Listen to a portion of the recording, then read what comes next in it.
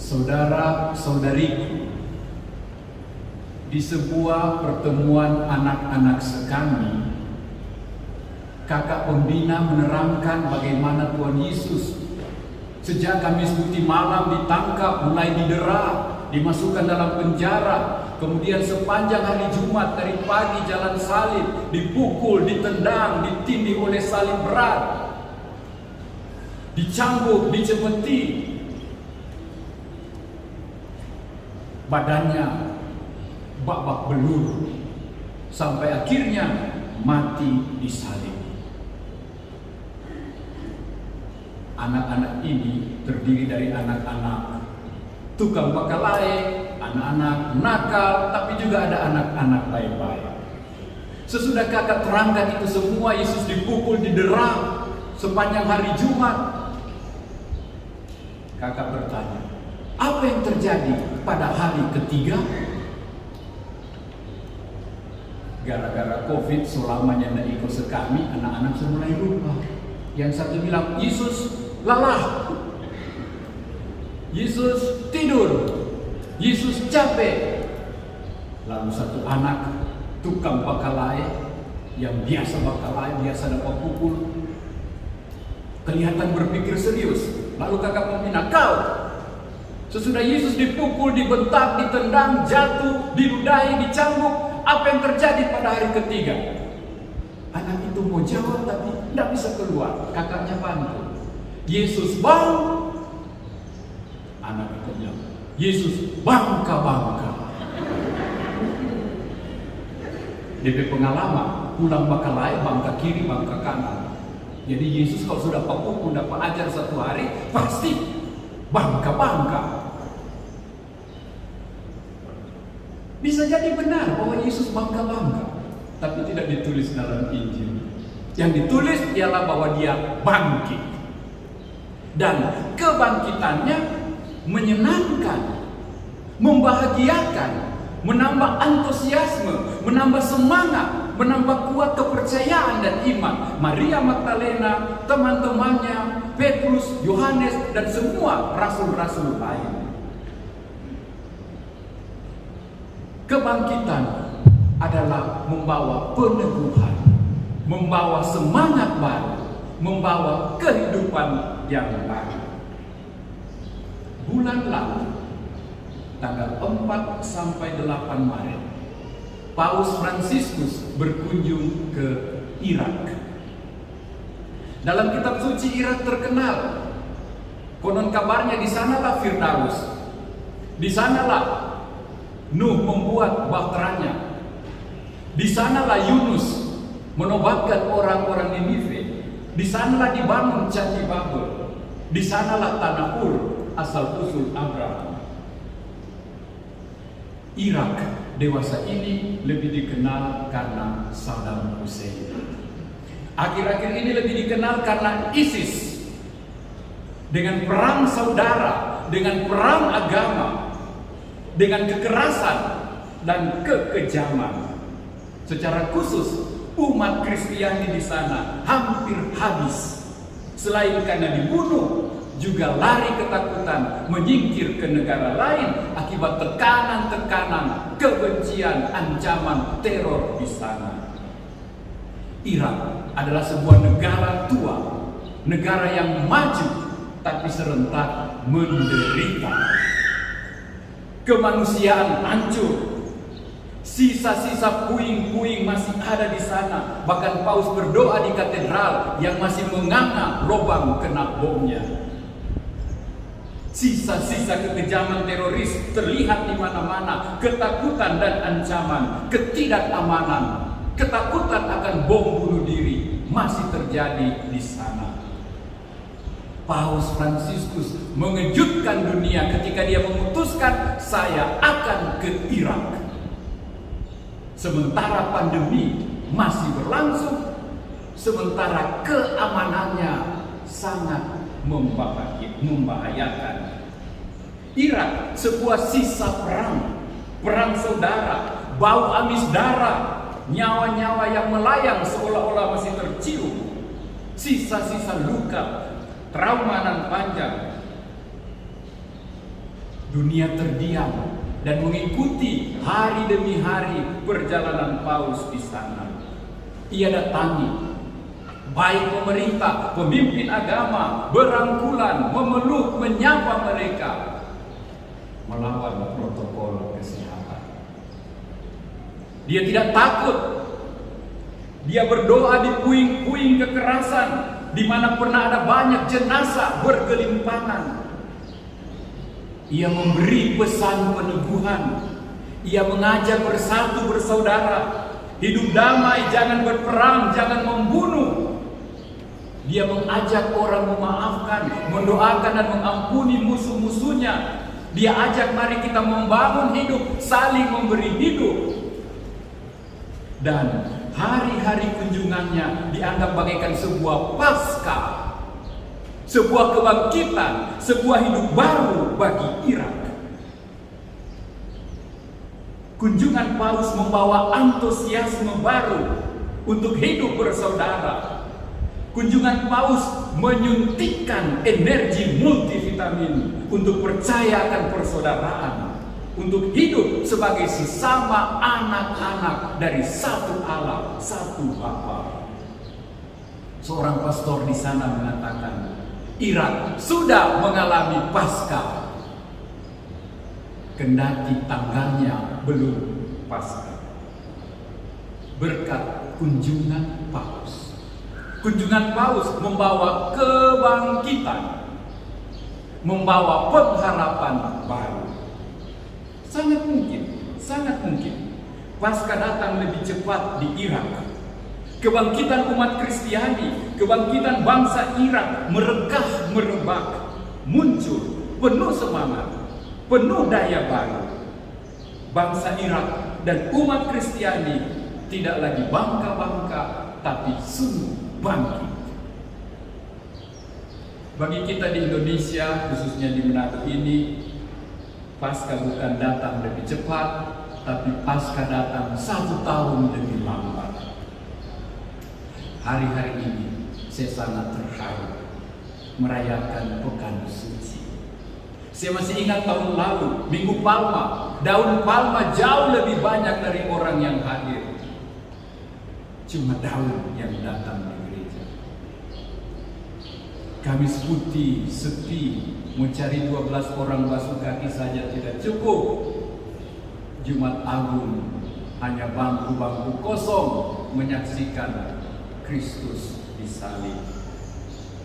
Juga malam Paskah, hanya lampu-lampu di atas yang menyala, tidak ada cahaya-cahaya mata umat yang cemerlang, yang merekah, yang bersinar. Minggu ini Paskah kita datang lagi. Biar terlambat, yang penting datang. Ada banyak umat. Lihat bapak-bapak, lansia banyak, anak-anak kecil tadi saya lihat di mana-mana ada. Gereja itu harapan baru mulai ada. Covid yang kita takuti pelan-pelan mulai mudah-mudahan jinak, dan lebih cepat lagi sirna dari tengah-tengah kita. Ada tanda-tanda kebangkitan, ada tanda-tanda kehidupan, ada tanda-tanda harapan di tengah-tengah kita. Kendati kita tetap perlu hati-hati, bijaksana, dan menjaga kesehatan sendiri dan kesehatan saudara-saudari.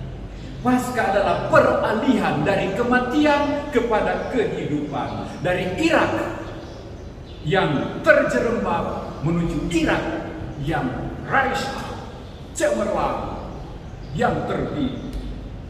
Paskah adalah pengalaman-pengalaman salah menjadi pengalaman-pengalaman benar. Luka, trauma, putus asa dan jatuh, tanda-tanda kematian berubah. Ada tawaran bangkit, get up, melangkahlah, berharaplah, percayalah. Itulah pengalaman kebangkitan. Paskah mengajak kita, mari say no to death. Katakan tidak pada dosa, katakan tidak pada hidup lama, pada kegelapan, dan mari bangkit berjalan bersama Kristus yang bangkit jaya.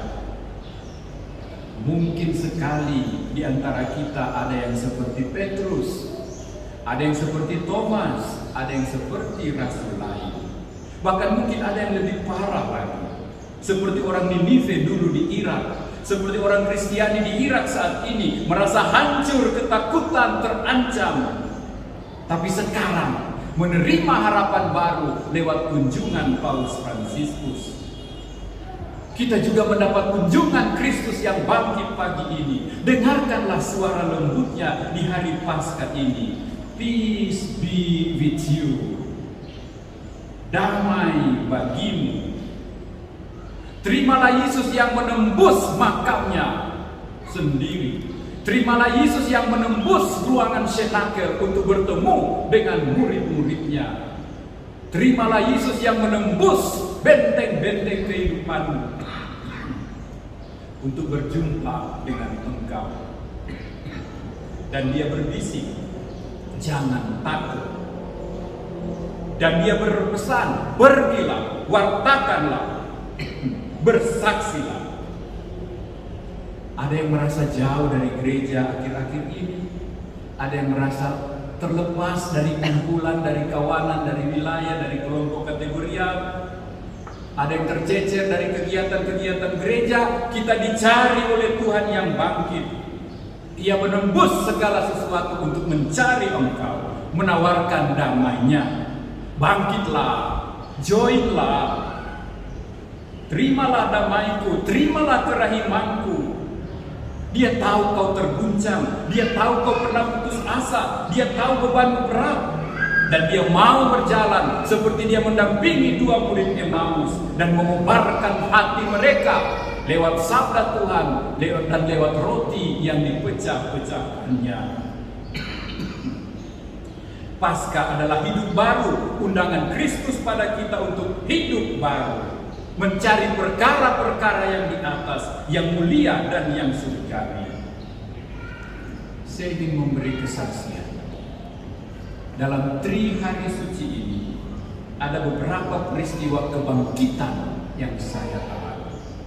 Saya tidak menyebut nama, tetapi sesudah Jumat Agung, seseorang umat yang pernah meninggalkan iman Katolik memutuskan, pastor, saya mau kembali ke gereja. Apa yang harus saya buat?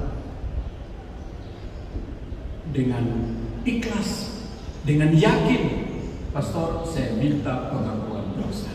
Ini saatnya saya kembali. Saya sudah salah, saya sudah keliru. Saya Paskah ini, saya mau kembali.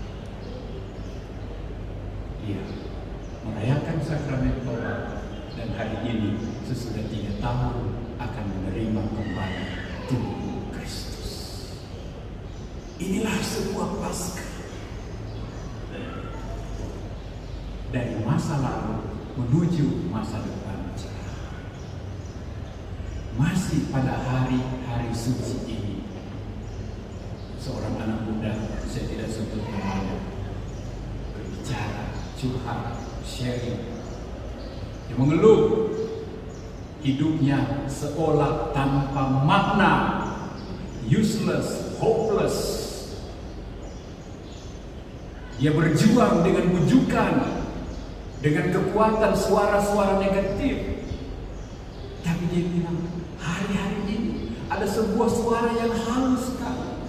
Ayo, jangan begitu terus. Ayo, carilah seseorang bicara.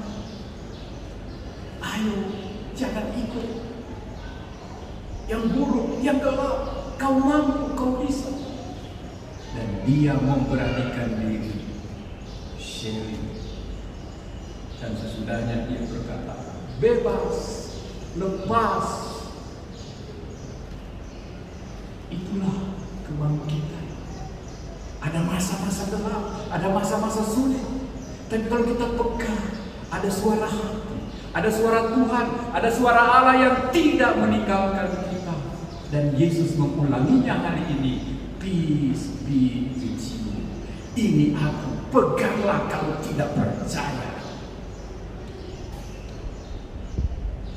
Masih dalam hari-hari ini sudah bercakap, disadarkan, diurus. Kita anak hidup yang beres. Kita akan usahakan, yakinkan, sebagai mama, sebagai orang tua, tanggung jawab atas iman mereka, supaya keluarganya diberkati. Itulah peristiwa kebangkitan yang terjadi di sekitar kita. Allah dalam diri Kristus bangkit lagi. Dan saya berdoa, saya percaya, semoga banyak kebangkitan seperti ini terjadi di tengah-tengah kita. Paulus berkunjung ke Irak, dan orang Irak mengatakan, kami mengalami Paskah. Yesus berkunjung pada kita hari ini. Biarlah kita mengatakan, kami mengalami Paskah. Pulanglah, temuilah. Mungkin ada sanak saudara, teman, sahabat yang perlu mengalami Paskah, mengalami antusiasme, mengalami energi, dinamisme baru dalam hidup menggereja. Go, pergilah, wartakanlah, beritahukanlah, damai bagimu. Ini aku menyertai. Selamat bangkit dan selamat juga membangkitkan satu sama lain.